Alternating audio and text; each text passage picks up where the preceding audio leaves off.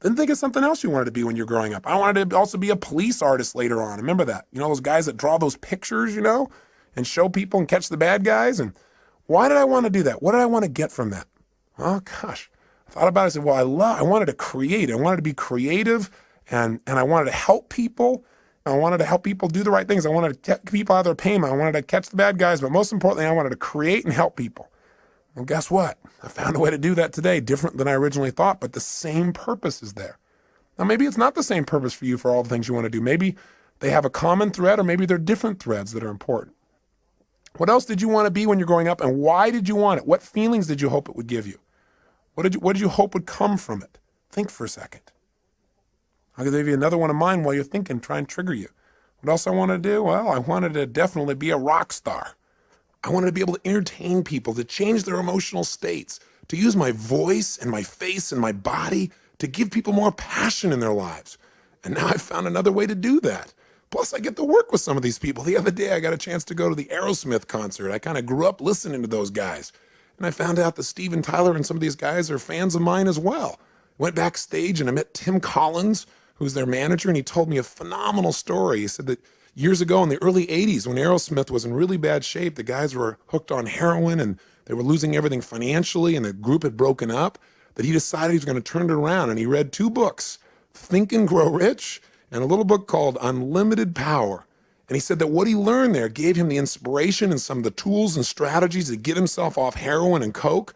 And then he did a group intervention and helped the other guys do the same. And these guys are now on a mission. They're totally clean. And they're Evian water drinking guys that are out there sharing their rock and roll and their message, and they're doing it healthfully. I got a chance to meet Steven Tyler, who's just an incredible guy.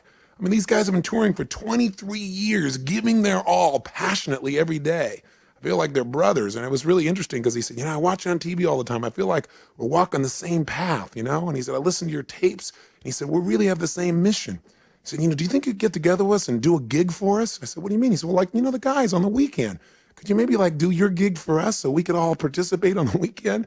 I started laughing. I pinched myself. I said, oh, cool. Now I get to do a gig for Aerosmith. I'm not out there rock and rolling, but sort of I am. I'm working with the rock and rollers. So it's fun. So my point is, maybe you're not doing what you originally envisioned, but maybe you'll find a way to do it even better if you have some faith. Maybe if you keep developing yourself and you know at least the emotion you want, the contribution you want to create, you'll find a better way. Most importantly, before you can find the way, you got to know the essence of what it is you really want. What is that purpose? That's what I'm really asking you about. Now, with your eyes closed again, think about a situation in your life when you felt like you're really on a roll. You know the kind of situation I'm talking about, where you just felt incredibly good. You had great feelings, where things were just flowing and things were effortless. When you thought to yourself, wow, I love this. This is what life's about. I love this. Is it. This is it. This is what life is really about. Can you remember a time like that in your life at any age, young or old, where you really felt like you're in that flow? You thought, this is it. This is what life's about. Think of a situation like that right now. Remember that time. Step back into your mind, back into your body like you were then. And look through your own eyes as you were then when you felt like this is what life's about, and see what you saw. Hear what you heard. What were you doing? What were you feeling? What were the states you were in? What were you experiencing? Yeah, think about it. And tell me, what is it? And was there anything in common with this, with some of the other things you wanted to have in your life, the feelings you wanted to have? Maybe you wanted to grow or create or contribute or discover or expand or challenge. What is it? Love. What were the feelings and what were you doing? And then when you get a sense of what that was, then think about this. Think of another situation in your life. Think of a second one when you felt like you were on a roll at some other point in your life, when things were flowing, when you felt this is it, this is what life's about. I love this. Think of another time like that and step into that situation as well. Step into it right now. As you step in that situation, look around, see what you saw then, hear what you heard then, feel what you were feeling then. What was happening in that moment? Not just what you were doing. Notice what you were doing. Were you creating or writing or speaking or communicating or manufacturing something or studying or learning? Or what were you doing? But also, how were you feeling? What were the states you're in? And what were you doing for others if they were involved? Were other people involved? What was the process? How were you being and what were you doing? Feel it in your body. Is there anything that is similar between this and the last experience? Or anything about this that's similar between this and the feelings that you wanted from those things you wanted to be when you were going to grow up? That's it. Notice it and capture not only the idea of this, but the feeling as well. Now, one more time, think of something else. Another time at any age when you felt like you were on a major roll, things were really flowing, when you felt incredible, when you felt like, I love this. This is what life's really about. This is it. Think of another situation like that right now. And as you step into that situation right now, notice, what were you doing? What were you creating? What were you sharing? What were you feeling? And feeling these feelings, think about the purpose of your life. If you were going to say it in a simple phrase, not even paragraphs and paragraphs, simple phrase or a sentence or two, and you're going to write down, the purpose of my life is to what? And if you're going to do it, and you're going to have a couple simple criteria. One is it's got to be stated positive. Not the purpose of my life is to stop all the horrible things in the world. No, something positive. Something stated in the positive. And if it was going to be something brief, and if it was going to be something emotionally charged in terms of its words for you, and it has to have how you're going to be as a person and what are you going to do. And it's got to include not just other people, like I'm going to change other people's lives or I'm going to make the world better for other people. You got to be in your own mission statement. You got to be your own purpose statement. You got to be in there too, and other people. Don't just have it, the purpose of my life is for me to be happy, because we're all connected. So if it's you and others, being and doing, brief and short, what is the purpose of your life? What is it? Right now, what comes out of your head? Not the right answer, not the perfect answer, just the answer. The purpose of your life is to be and do what for yourself and others? Just say it out loud. Just say it. Don't even write it down at first. If you got pen and paper, then write it down. Purpose of my life is to what? Say it again. Try something. Keep changing it. And if you write it down each time, it'll give you better. So I'd prefer if you wrote it down, but just come up with something. The purpose of my life, for me, Tony Robbins, is to serve God and my fellow man by being a powerful, loving, passionate, outrageous, courageous, strong, playful, crazy example of the unlimited possibilities that God gives when you commit your life to service, when you're really focused on contribution. That's what my life's about. I know what I feel. I can change the words slightly here and there, but I know the essence of my life.